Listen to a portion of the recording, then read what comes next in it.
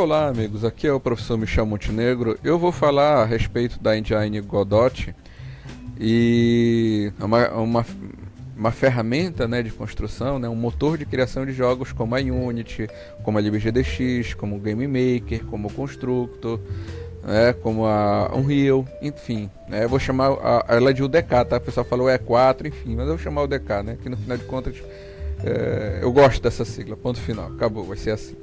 Então bora lá. E então o que acontece?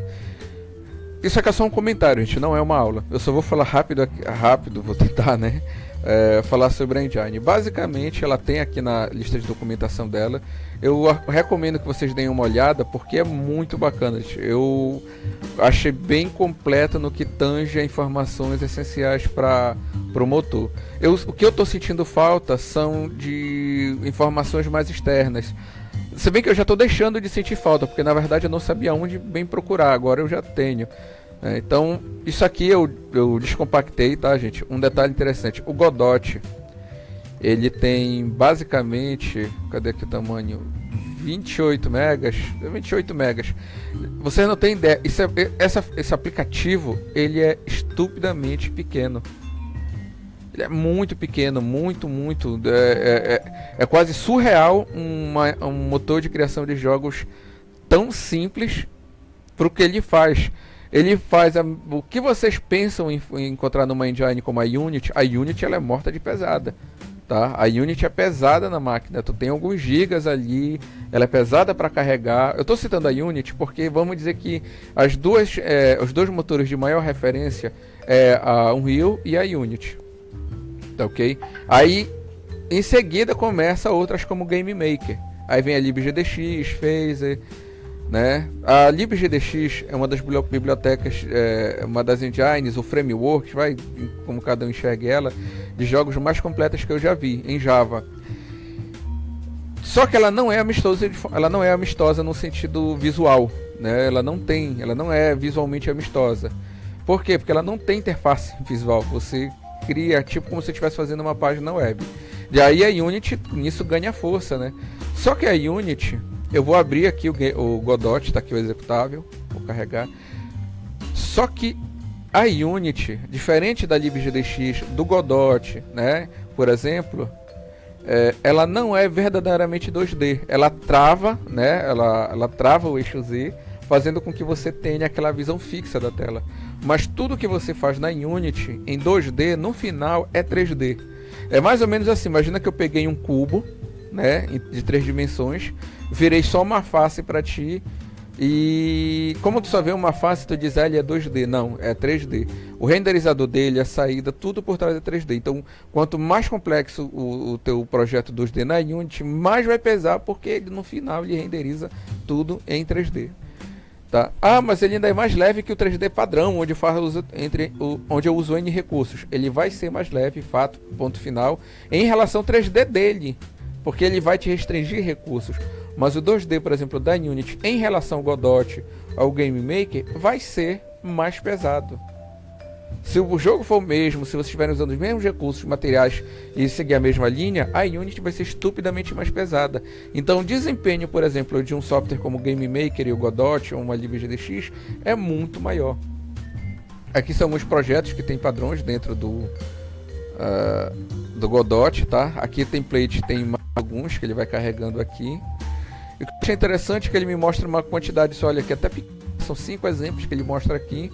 Mas se eu carregar, por exemplo, o Jornada, que é o jogo que eu estou migrando da LibGDX para cá, já não estou migrando, porque eu, na verdade, acho que eu vou não é refazer, vou reusar tudo, só que eu vou mudar um pouco o foco do Jornada como Game Card e adicionar, enfim, eu vou fazer algumas mudanças. Então, no final das contas, eu vou até fazer um replanejamento.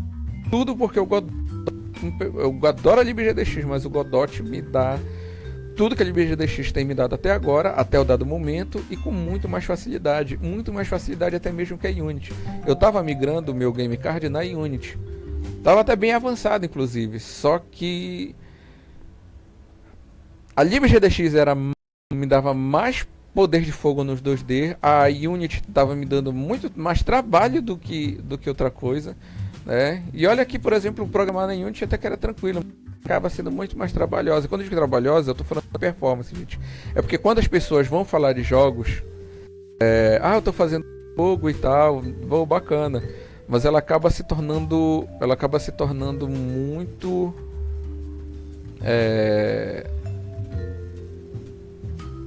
ela acaba se tornando como é que eu posso colocar isso? Muito trabalhoso para te fazer pouca coisa. Só que quem está começando não percebe. E quem se acostumou com a Unity vai perceber menos ainda. Gente, o programa tem mais ou menos uns 20 anos. Acho que de 98 para cá, só fazer a conta. Mais ou menos uns 20 anos, ou próximo disso. E eu digo para vocês com certeza absoluta, a Unity, pro ambiente 2D, eu não vou falar do 3D, porque no 3D, de fato, o que é que nós temos pro 3D? Só a Unity, a Unreal, né? O Godot agora, mas o módulo 3D do Godot, que ele tem sim, vocês vão notar aqui que o Godot tem um módulo 3D, só que o módulo 3D do Godot, ó, tá aqui, ó. Posso adicionar objetos tranquilamente, tá? Ela não barra a Unity nem a Unreal. Até mesmo o renderizador da versão 2.1 que eu estou usando aqui não é superior ao deles. Porém, a versão 3.0 do Godot tá, pelo que eu vi no que tá vindo, inclusive no que já foi anunciado, ele, na minha opinião, vai brigar de pau a pau, tá, com esses softwares de criação de jogos como a Unity e a Unreal para 3D. Tá? Vai brigar mesmo. Eu tenho para mim que se ela não aparecer no mercado eu não sei, cara, porque eu até entendo que às vezes o que parece ser mais popular acaba... Não, eu vou na Unity. Não, mas a Engine que é muito bom, mas a Unity acaba sendo mais famosa, né? Eu vou botar assim. Mas eu digo a vocês, mas no 3D a Godot não bate na Unity agora. Ponto final. A Unity ganha bem ainda. Tem muitos facilitadores, tá? Que facilitam. Então vamos aguardar a versão 3. Mas quando falamos de 2D, gente, desculpa quem é fanboy da Unity, né? Mas com perdão da palavra, ele coloca no bolso a Unity em ambiente 2D. Tá? Realmente não tem condição, não há competição entre as duas. Mas eu poderia então falar que o Game Maker não tem...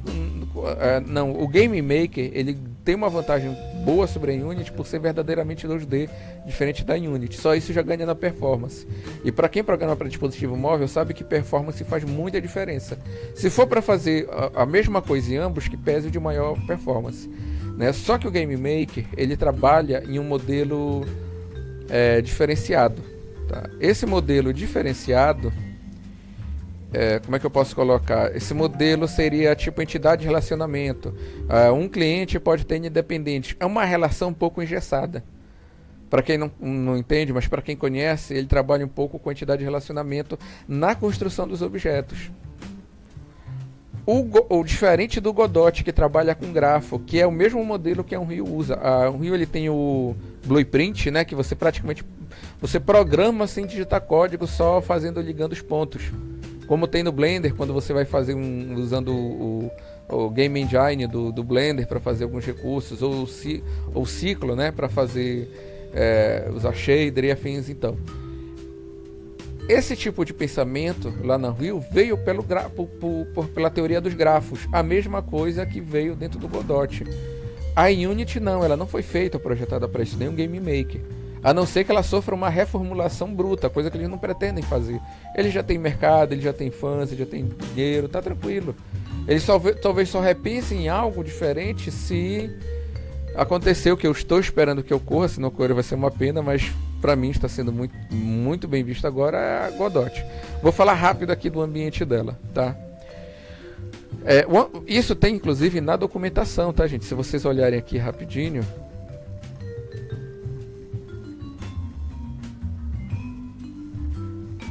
Características da... Deixa eu escrever aqui, Unity. Vou pesquisar aqui rápido, né? A Unity para ver... The Unity 3D para Godot Engine. É isso aqui que eu quero. Tem nessa página aqui, ele faz uns comparativos, por exemplo, com a Unity. E tem que ser com a Unity, né? Não tem como ser outro. Se vocês olharem, o ambiente é muito similar.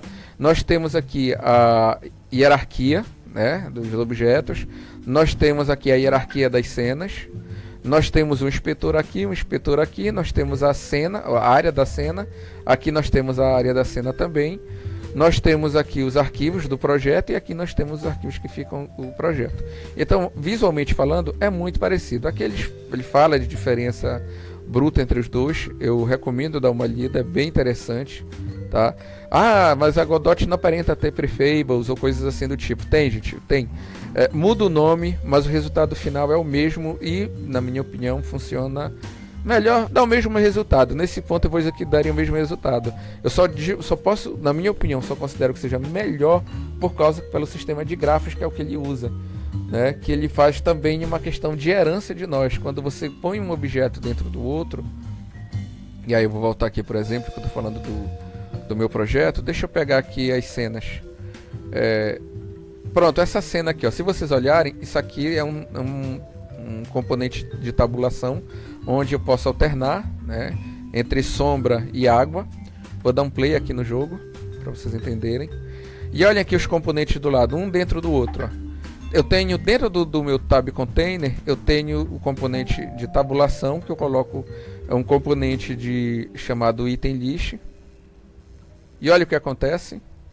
Aqui eu estou fazendo os testes, tá, gente? Por isso que está dando diferença nos tamanhos. Eu ainda estou na fase de testes, vendo como é que funciona, ó. Aqui as cartas que são apenas do elemento sombra. E aqui as cartas que são do elemento água.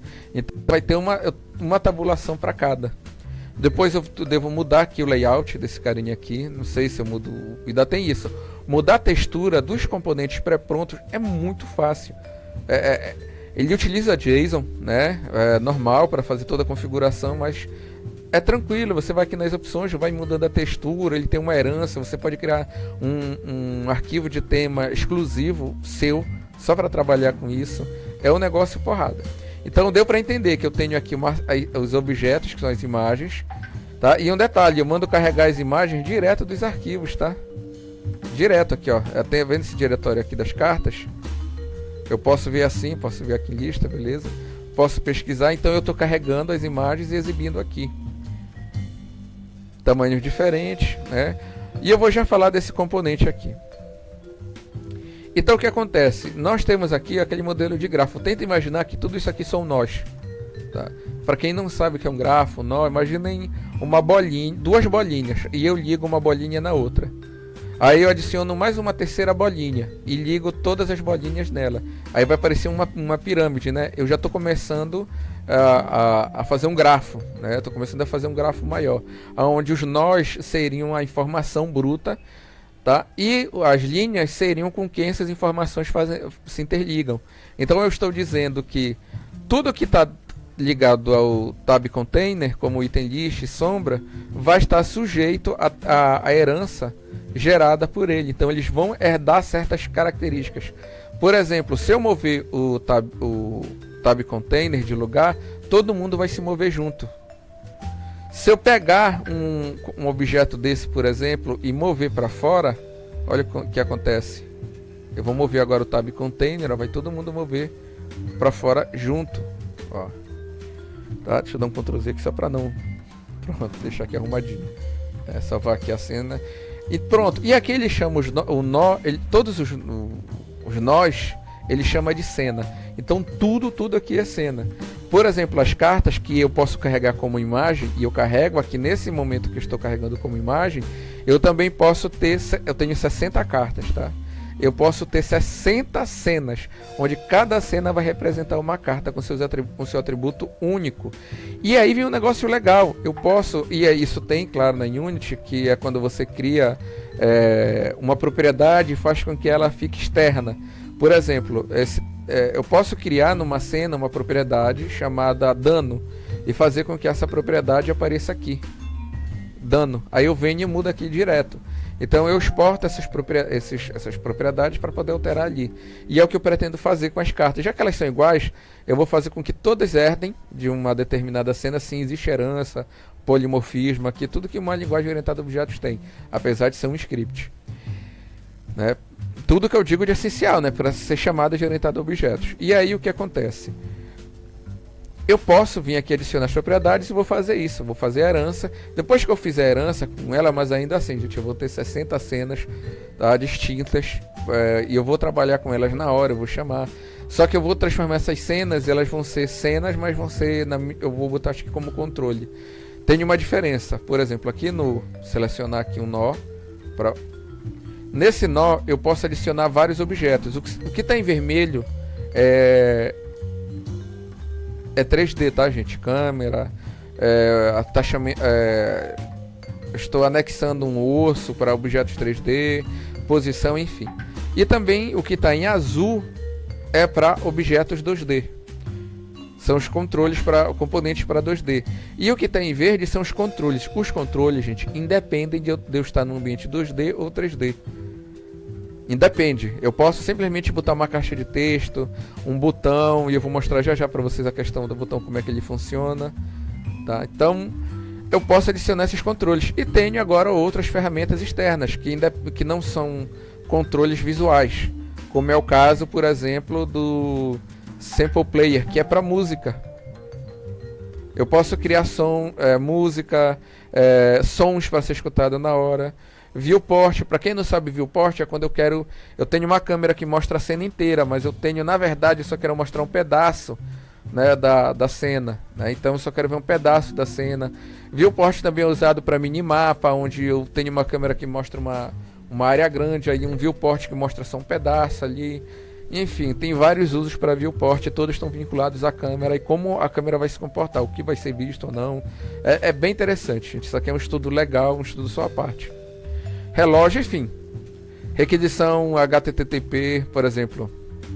Se eu tiver uma página web em PHP, e aí vem um detalhe, de forma nativa o Godot dá suporte à comunicação HTTP com uma página em PHP.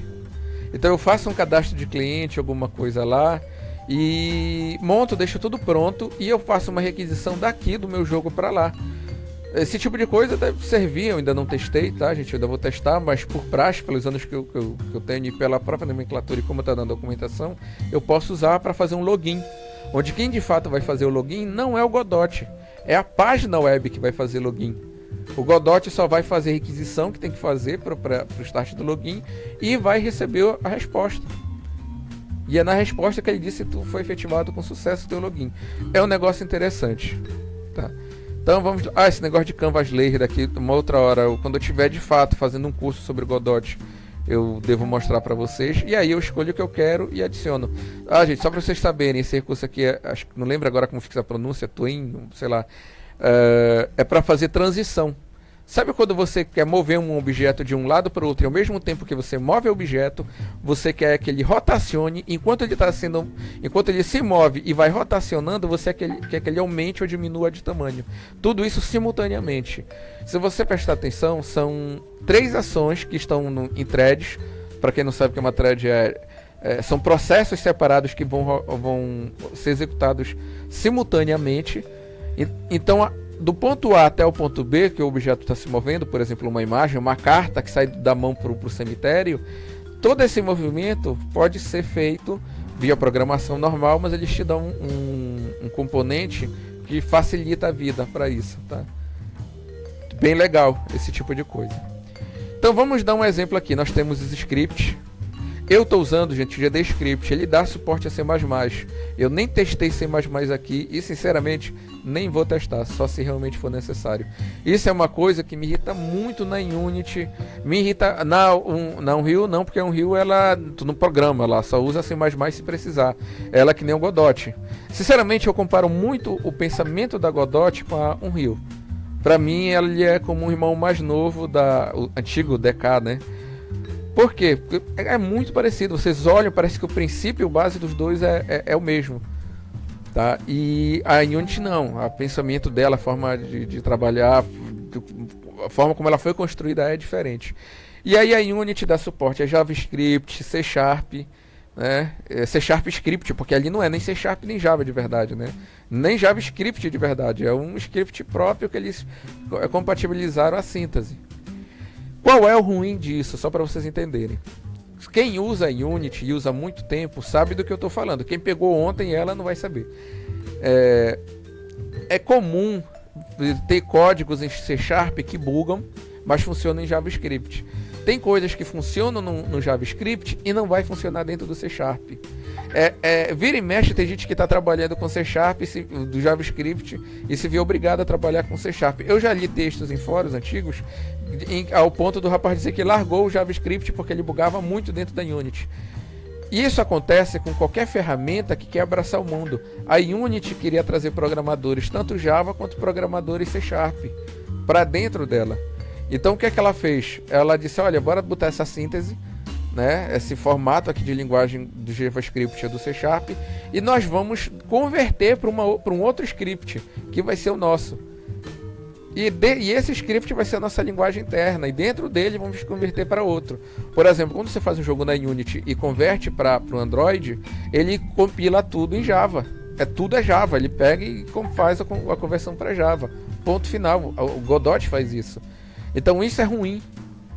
O GDScript do Godot, na minha opinião, o fato dele ser a linguagem base e não sair dando suporte a tudo quanto é linguagem de fora, faz com que os programadores que utilizem essa ferramenta não tenham que ficar, eu vou programar em C Sharp. Não, desculpa, mas eu sei C++ e vai ser melhor. Eu uso Java, então isso faz uma torre de Babel ou gera até conflitos. Aí força o dono da empresa, o gestor, o gerente, bateu e dizer, não, vai todo mundo trabalhar em tal linguagem. Né? Só que quem estudou aqui o JavaScript, quem leu como eu, e eu ainda não tenho uma expertise tão alta em JavaScript, agora programar para mim é tranquilo. Código é código, não muda. Só que, claro, a gente se acostuma. É como quem estuda vários idiomas passa a aprender mais um. Então, cara, eu adorei o JavaScript. Muito fácil, muito simples de entender. Eu particularmente tenho que admitir, se fosse uma linguagem para ensinar pessoas a programar, ou pelo menos a começar a fazer alguma coisa dentro da área de jogos, eu admito que é bem mais fácil de ensinar do que até mesmo o Java, ou C++, ou C Sharp. É muito simples, é um script, né? Ele é a proposta dele. Tanto é que o Godot no passado, salvo engano, eu acho que eu li isso lá no fórum oficial, ele utilizava Python. E eu adoro Python, gente. E aí, de repente, veio o estalo, caramba, isso aqui me lembra muito Python. E pronto, já sei de onde eles vêm com essa cultura de um script tão fácil, Python. Né? Não que seja Python, né? Não é a ferro e fogo. Ok? Então eu vou dar um exemplo, um caso de uso aqui para vocês, de como é que isso aqui está funcionando. Essa tela aqui, gente, é uma tela onde o jogador vai ver ali as cartas, clicando aqui nas tabulações, vai ter um grupo de carta aqui, um outro grupo de carta na outra tabulação. E eu tinha um problema, eu precisava carregar as imagens aqui. E eu precisava que as imagens carregassem numa quantidade de, a cada 3 cartas, uma linha de cartas, tipo 3, 6, 9... E isso daqui ele descesse, tivesse uma barra de rolagem. Essa era a minha problemática. E aí, como é que eu resolvo esse problema? Como é que eu resolvo isso?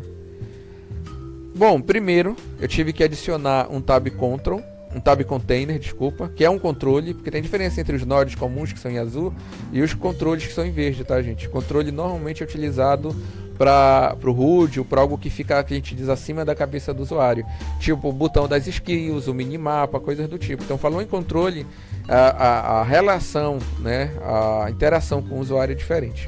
Então eu adicionei um container, um tab container. O tab container, gente, ele não tem, ele é assim, ó, tá? Caramba, como eu adicionei, ele vai sempre mostrar ali, mas tudo bem, deixa pra lá.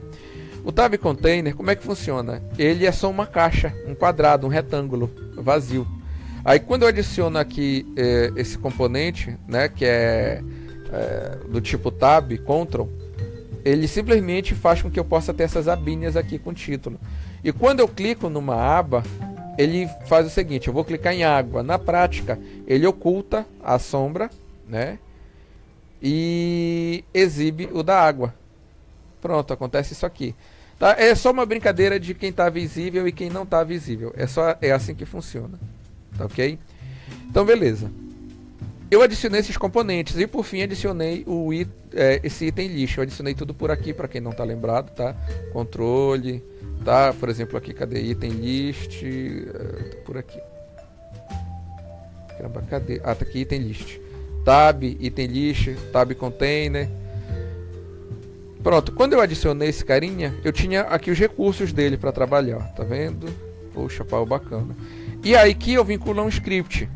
Isso aqui, gente, quem quem programa na Unity não vai sentir dificuldade nenhuma com isso aqui, porque a interface, a usabilidade, vou botar assim, é parecido com a da Unity, que não foge muito também tanto da Unreal, ok? Porque verdade seja dita, apesar da Unity ter uma estrutura mais engessada do que esse modelo de gráfico que é usado inclusive pela Unreal, a interface dela é amistosa. E a Godot tentou manter um padrão também de interface amistosa. E aqui eu tenho o script. Pô, vou lá para esse script. Tá aqui o script. Eu vou resumir o que eu faço. Eu não vou explicar isso aqui é para uma aula.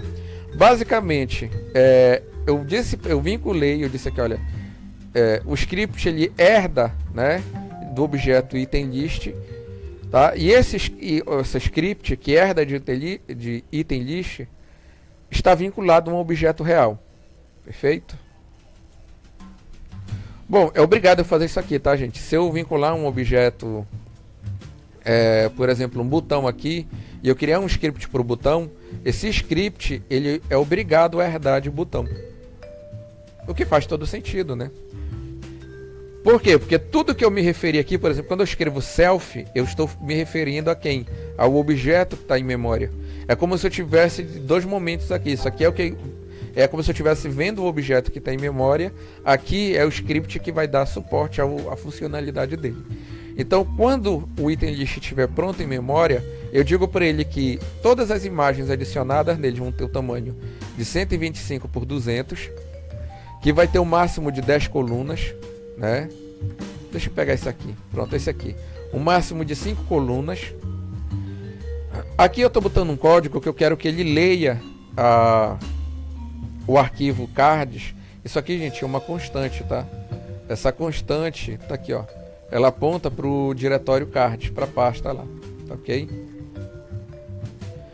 Pronto. O que significa esse máximo de 5 colunas? Só por curiosidade. É o seguinte, ele vai adicionar 5 imagens. Ao fim da 5ª imagem, ele vai pular para outra linha. Viu como é que funciona? Vou mostrar aqui para vocês, olha. Eu tenho 1, 2, 3, 4, 5, 6 imagens. Deixa eu ver, se 6 imagens é aqui. Aqui eu tenho 3. Professor, mas ele liberou 6. Não era para ele ter continuado para 10? Lembrando que esse aqui é esse de 10 aqui, tá, gente? Cadê? É o de 10, tanto é que as imagens estão menor. É porque eu estou usando outros containers, então eu tenho que liberar ainda os outros o container, o tab container, para que ele aceite barra de rolagem para direita, salvo engano. Tá? Tenho que confirmar isso melhor. Tá? Por padrão ele deixa só para baixo na vertical, então chegou no limite ele quebra as imagens aqui para baixo de qualquer jeito. Tá? Mas por padrão é isso. Seria 1, 2, 3, 4, 5. Quando chegasse na 5ª imagem, ele desce para a próxima linha.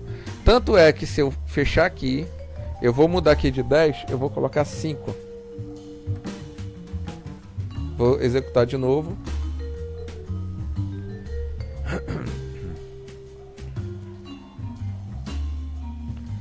Reparem como é que está agora.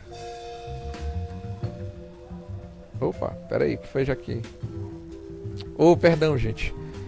Eu tenho que deixar... Tem uma brincadeira aqui com esses olhos que ele torna visível ou invisível a imagem.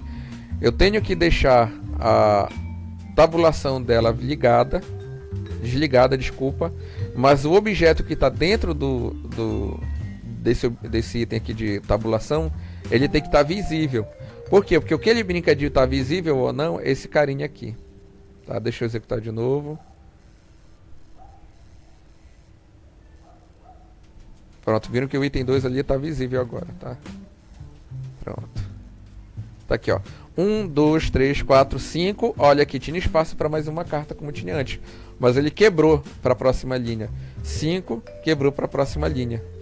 Outro detalhe é que quando eu clico na carta... Deixa eu vir para cá, que eu acho que eu coloquei o código aqui, não foi? Ou eu comentei o código? Deixa eu limpar. Deixa eu ver se eu não comentei o código. Acho que eu até comentei, eu vou até olhar depois. Eu comentei. Vou já ajeitar daqui a pouco. Tá, então bora lá. Beleza, ele carregou, eu carrego aqui as cartas, né? Eu faço um laço, tá? Eu mando ele repetir.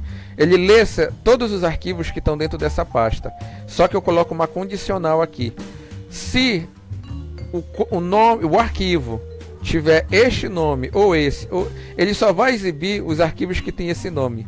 Gente, eu achei isso aqui muito bacana, tá? Por quê? Porque em vez de eu botar se arquivo igual a esse cara, se ou arquivo igual a tal coisa e ficar fazendo isso, não. Arquivo in, aí eu só faço colocar os valores que eu quero. Esse bobão ainda melhora isso aqui, tá? Depois que ele, se o arquivo for um desses, tiver um desses nomes, o que é que ele faz? Ele ignora isso aqui. Ele adiciona simplesmente a imagem à minha lista. Esse comando add icon item, ele adiciona uma imagem para cá. Ele simplesmente adiciona uma imagem. Embaixo eu coloco set item metadata. Como é que funciona isso aqui? O set item metadata, ele vincula um metadado que pode ser um arquivo de texto, um documento do Word, uma cena. Gente, metadado ele aceita qualquer arquivo. E ele vinculou esse arquivo aqui a esse item que eu acabei de adicionar. Vamos dizer que eu adicionei 10 imagens e para cada imagem eu adicionei um documento do Word diferente. Então vai estar vinculado. Só um exemplo, tá, gente? Que eu não vou vincular na prática num jogo um documento do Word, não faz sentido. Porém, eu tenho um outro tipo de documento, que são quem? As cenas. As cartas, eu não disse que eu vou criar uma cena, cada carta vai ser uma cena distinta, então eu posso vincular essa imagem a uma carta distinta. Como? Pelo nome. Aí se aqui é 1.jpg, a cena pode ser 1.tscn, que é a extensão da cena. Então, pelo nome, tranquilo, eu gerencio. Isso aqui é só dando mais ideias, tá? Pronto, acabou, tá? Só isso. Ele acabou de ler todos os arquivos e adicionou a imagem lá e vinculou. Nesse caso aqui na cena, gente, eu só estou botando o código do índice, tá? Se eu tiver 10 cartas, o índice varia de 0 a 9. A primeira carta é índice 0, a última carta é índice 9. Eu estou mandando ele guardar como metadata só para eu exibir depois. Só. Tá? E pronto. Aí o que é que eu fiz? Nessa cena aqui, tá? Se vocês repararem nessa cena aqui, deixa eu botar o script. Cadê?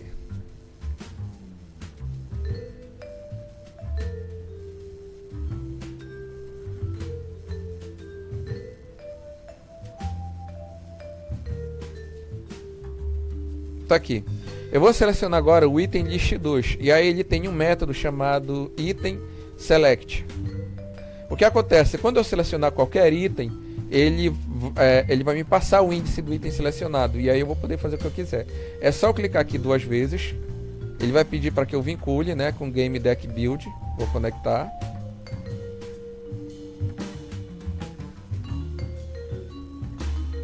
Deixa eu ver aqui o Game Deck Build. Ele não tem nenhum script vinculado a ele, né? Ele tá sem nenhum script vinculado a ele. Por quê? Vou vincular.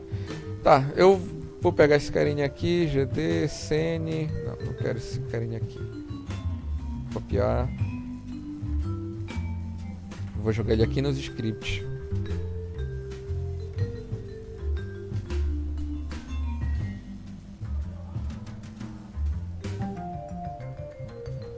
Pronto. E aqui vou pegar um código que tem aqui no Game Connect, tá? Eu vou copiar aqui, só esse código. É porque eu estava usando antes, gente, só para vocês saberem lá, tá? Eu não estava utilizando esse carinha aqui. Esse PES que está em amarelo ali é um código que diz assim... Deixa eu só fechar esse instante. Vou precisar disso. Isso aqui. Deixa eu voltar aqui para o item list 2. Vincular. Pronto.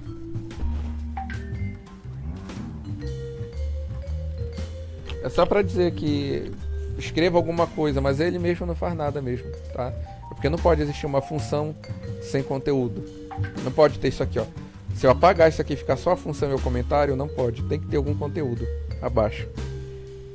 Beleza, então item clicado na posição tal, aí ele pega aqui o objeto item list. Isso aqui eu não vou explicar, gente, só para vocês entenderem. Quando eu clicar numa imagem, ele tem que me dizer qual é o índice dela. A mesma coisa.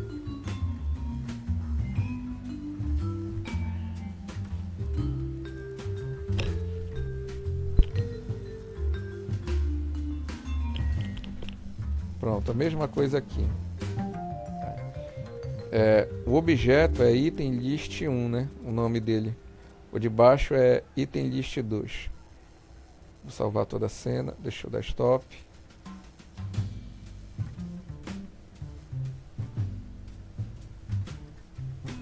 Isso aqui que eu estou mostrando para vocês é o mesmo modelo do inventário, gente. Tenta imaginar que isso aqui é um inventário. Deixa eu limpar aqui a tela. Eu vou clicar, ó. Caramba, ele reclamou do quê? Get item metadata em base não está nula. Por quê? Item clicado na posição tal. Get item metadata index. Deixa eu ver se é o nome que está diferente.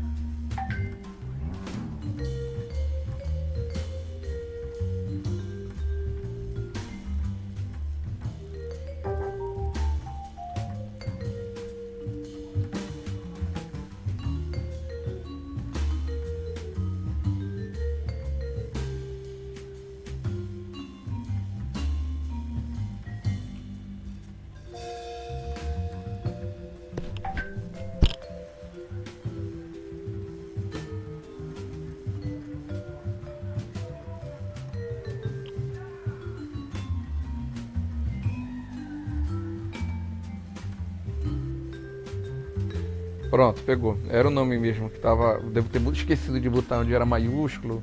Troquei alguma coisa assim. Pronto, então olha, eu tenho aqui posição. Posição 1, 2, 3, 4, 5, 6. Opa, 6 não, isso aqui é o 10, né? Porque é 5. 6 é aqui, 7. Reparem aqui do lado, tá, gente? Ó. 7, ó. É aqui embaixo. Se eu clicar aqui, vai ser 9, ó. Então tá vendo? Quando eu clico no objeto, ele está vinculado a um metadata, que no caso eu coloquei em uma string. Viu como é fácil? Tá aí, ó. Eu achei muito fácil fazer isso aqui. Muito mesmo. Ainda vou brincar mais com esse carinha. O jogo, inclusive, ele vai ser tabulado, né? Vai ter os 5 elementos aqui e um AL, que é onde vai exibir todas as cartas. Eu posso até adicionar outros tipos de filtro, carta mágica de carta de criatura. Essa tela aqui acho que eu vou mudar ela. Talvez eu tire isso daqui. Eu ia deixar um botão salvar aqui, aí eu ia clicar aqui, talvez arrastar para o lado para ir jogando as cartas. Eu estou pensando como é que eu vou fazer essa mecânica, já que eu estou podendo reformular, né? Então vou aproveitar e rever isso daqui. E os botões, gente? Nossa, o botão. Deixa eu abrir aqui o menu. Olhem visualmente aqui o menu. Isso aqui também não é tão diferente dos outros. Isso aqui até que é tranquilo, tá? O que eu achei legal aqui foi mais os recursos que eu tenho aqui. A questão da simplicidade do interesse. Por exemplo, eu tenho esse botão aqui. Eu vou lá nas imagens de controle. Eu tenho vários botões. Eu vou limpar aqui, ó. Clear. Pronto, ó. Tá aqui. Eu não tenho botão mais nenhum nessa área, ó. Nenhum. Não tenho imagem, não é que eu não tenho o botão, não tenho a textura, né? Eu simplesmente venho aqui e coloco. Quando o botão está normal, é essa imagem. Quando o botão está pressionado, é outra imagem. Espera aí, voltar aqui. É porque eu posso abrir a imagem, tá, gente? Se eu clicar lá 2 vezes nela.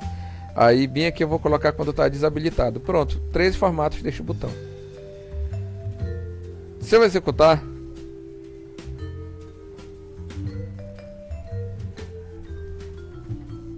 Olha o que acontece, eu vou apertar, opa, não vou largar.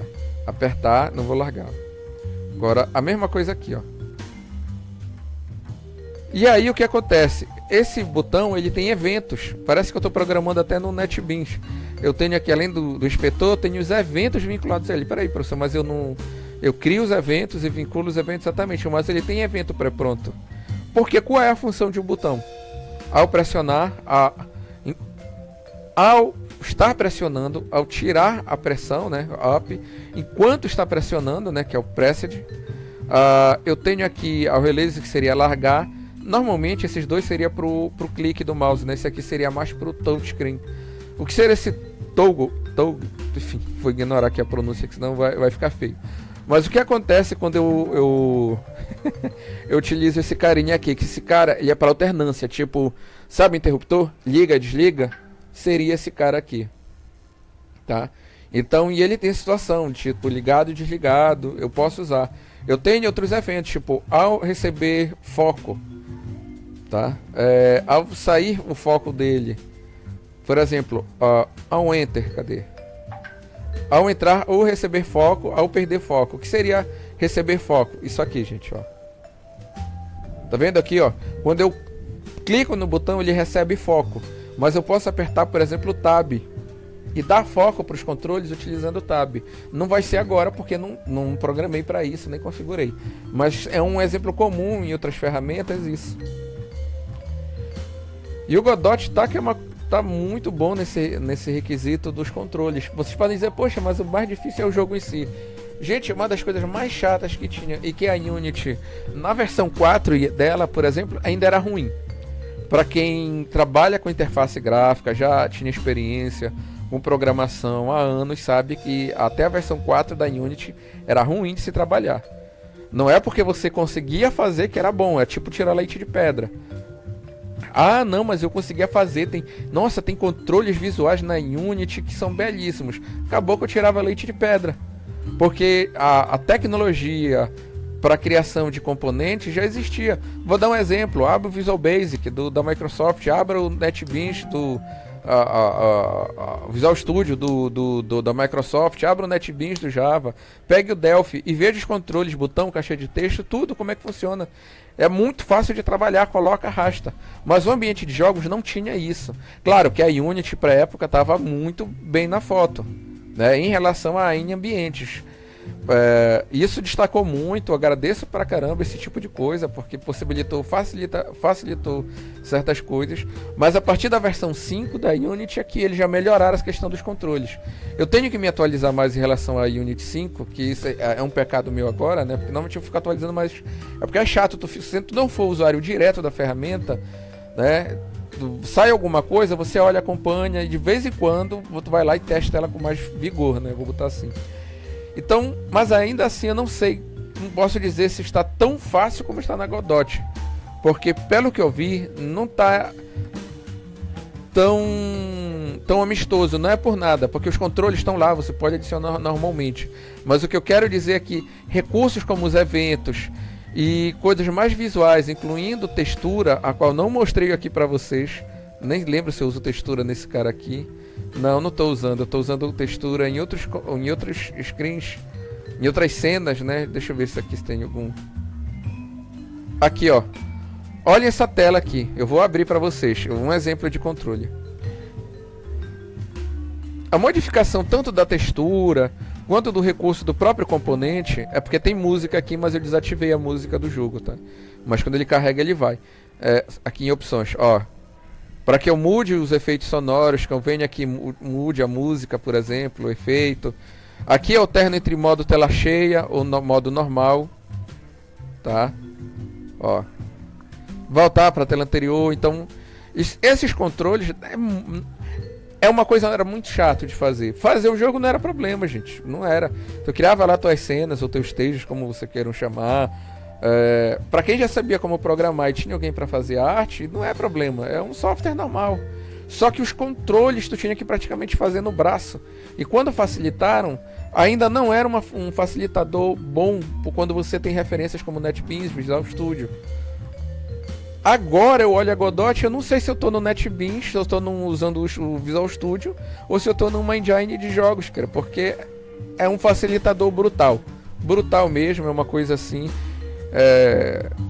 Só quem trabalhou direto antes e agora sabe a diferença. Quem tá pegando agora vai dizer não sei o que, enfim, é opinião, né? É a minha. Não sei se é de todo mundo. Outro ponto, testem com afinco o Godot e vocês vão gostar muito dele, porque não tem como não gostar dessa ferramenta, gente. Eu estou besta com porque eles colocaram no geral, tá, gente? Eu não estou falando só por esses pontos. Existem outras coisas aqui nessa ferramenta, como por exemplo importação de fonte. A fonte a fonte TTF, tá? TrueType e tal, deixa eu até botar aqui fonte, ó. O formato TTF não é suportado pelo Godot de forma nativa. Meu Deus, o que é que eu faço então? O Godot tem aqui importar fonte. Você simplesmente seleciona a fonte TTF, diz o tamanho da outra fonte e aqui onde ele vai se salvar. Ele converte a tua fonte TTF numa FNT. Então aqui eu tenho a minha fonte tamanho 12, 16, 24, 28, negritada. Só que 28 eu coloquei também sem sombra, porque o Gara, que é a fonte que eu estou usando, né, Garamond, ela tem borda. Eu posso botar borda na fonte. Se vocês repararem aqui, ó, a música, tá? Acho que eu dei muito forte. Música, ela tem uma borda preta em volta. Eu posso mudar até a cor da borda, mas enfim. Eu posso brincar aqui com a fonte como eu bem entender. O negócio é assim muito legal. Tem a questão, por exemplo, do áudio. O áudio suportado pela Godot é SMP, tá ok, gente? E OGG. OGG é famoso, muita gente usa, até porque não tem frescura, problema com licença, não tem nada. Então ele dá suporte. Então eu tenho aqui os sons e tenho a música. Ah, peraí, professor, mas eu tô vendo aqui o Wave. É porque eu não converti, eu ainda não tô no game beta, né, na área de batalha. Então eu ainda não fiz a conversão. Mas na música já. Então quando eu venho aqui importar áudio sample, né, eu simplesmente digo para ele, aonde é que tá a minha música MP3? Eu digo aqui, ó, os formatos que ele vai fazer conversão. Wave, tá aqui. Pronto, selecionei aqui o formato Wave, cancelei e aqui eu dei o formato de saída. Eu dei aonde é a saída. No caso eu selecionei áudio, music e mandei escolher. O que aconteceu? Ele pegou aqui a imagem, tá? Tá no formato aqui Wave e converteu para o formato que OGG, OG, né, sei lá, e SMP. São dois formatos de música. Ó. Vamos pegar aqui o... Ó. Opa. Deixa eu dar stop aqui. Pronto. Então são dois formatos de música que ele tem. Que ele consegue trabalhar. Tá? Deixa eu pegar aqui, ó.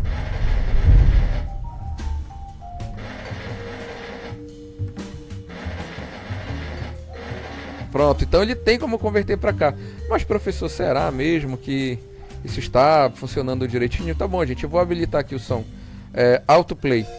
No jogo. Caramba, acho que eu desativei aqui na... Ele não vai pegar, eu acho que o som do jogo quando eu aplicar. Mas espera aí, vou fazer o seguinte. Pronto. É que eu só tô gravando a voz no microfone, não a voz que tá no jogo. Mas tenta escutar aí, ó.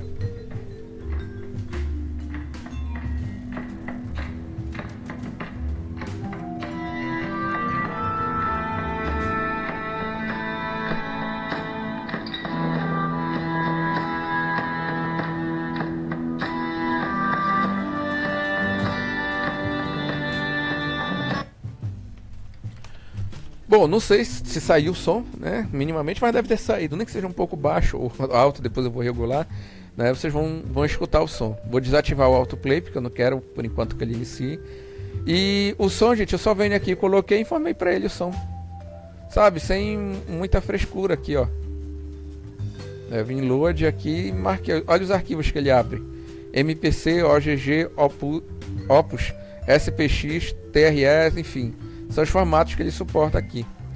Ah, já testou MP3, alguma coisa? Não, não testei, mas para um jogo... se tem um jogo usando MP3, converta para OGG, gente. É bem mais tranquilo. Tá? Dê uma pesquisada sobre os formatos de som e aí eu deixo o trabalhinho para vocês olharem com calma. Tô vendo nas aulas, eu aproveito e fale sobre essas diferenças. É porque tem música que é bom para ser contínua. Eu vou dar um exemplo. Tem uma música que quando ela chega no final, ela tem que recomeçar. Então a música quando chega no final, ela tem que ter continuidade com o começo. Mas tem alguns formatos de áudio que quando chega no final, ele para a música, ele dá uma travada, ele interrompe a música. E quando ele continua, ele dá uma quebrada. Então para quem trabalha com isso, é bem chato ou rigoroso com isso, ou até se fica feio, né? Porque às vezes não é chatice, é simplesmente zelo mesmo. Então chega no final, caramba, deu uma pequena diferença. Tem outros formatos que não. A música vai até o fim, tu pode recomeçar que tu não vai ter essa interrupção. Então tem diferença você escolher seu formato de áudio. Deixa eu até salvar aqui tudo que eu estava fazendo. Pronto. Isso aqui, gente, é um splash screen que eu fiz. Isso aqui é a cena principal. Eu tenho um negócio aqui no Godot, dentro do meu projeto, de cada projeto, que é o autoload. Eu posso escolher um script para carregar junto. E pode ser vários scripts. Esses scripts são carregados de forma automática. E aí o pessoal costuma utilizar esses scripts para quê? Para criar as constantes, por exemplo, aqui global. Aqui no global, onde eu estou criando posso criar constantes, métodos que vão ser usados em todos os locais. Toda linguagem, todo programador tem a sua classe útil, o global, que é aquela classe estática, o singleton, que singleton, para quem não sabe, gente, é quando ela já deixa pré-criado todos os objetos e não multiplica. Por exemplo, eu tenho um método que calcula uma fórmula. Aí ele cria um objeto fórmula, se não existir, né, o objeto da fórmula, e usa o cálculo. Se chamarem de novo, ele checa, o objeto já existe, se já existir, reusa o que tem, não cria outro, tá? Singleton. E é engraçado que termos como esse, para quem está aprendendo a programar em jogos, não faz nem ideia, sabe? Ele vai ler o que os caras falam sobre singleton. Singleton, gente, é um padrão de projeto. Procurem livros sobre design pattern, que surgiu dentro do meio Java. Não foi C# que criou, tá? Não foi C++, foi a comunidade Java, né? Que no mínimo deu força a esse tipo de padrão de projeto. Não que outros não tenham usado, porque padrão de projeto independe da linguagem de programação, ele é um conceito. Tanto é que nós temos design pattern, né, que é um caso de um singleton, e nós temos os anti-patterns, o que você deve fazer e que vai dar certo, e o outro caso que é o anti tudo que se você fizer vai dar sempre errado.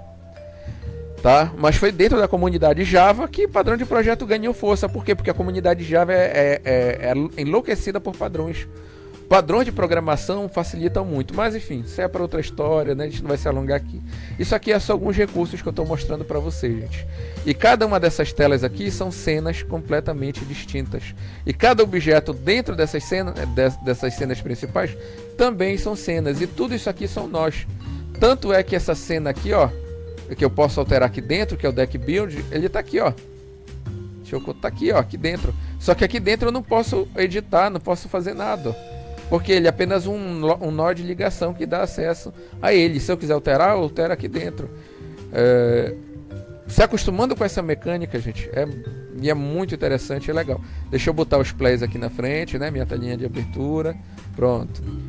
Então tá, gente, eu fiz esse vídeo porque eu queria estudar pintura, que era para agora à noite, tá com vontade de estudar pintura para pintar paisagem, algo que eu tô querendo treinar, né? E que eu treino muito pessoa, rosto e tal, né? Corpo, eu queria treinar paisagem. Só que eu também queria fazer a aula de Krita, né? Continuar, que falta pouco para acabar, mas também queria continuar no projeto. Aí eu falei, no final das contas eu não fiz nada. Eu quero saber, eu vou fazer um bate-papo aqui que não foi tão rápido, mas sobre o Godot, só para matar a curiosidade, né, de quem quer saber um pouco sobre a engine. Legal, gente? Então, até depois, né? Até a próxima. Até a próxima, amigos. Um fraternal abraço e fiquem com Deus.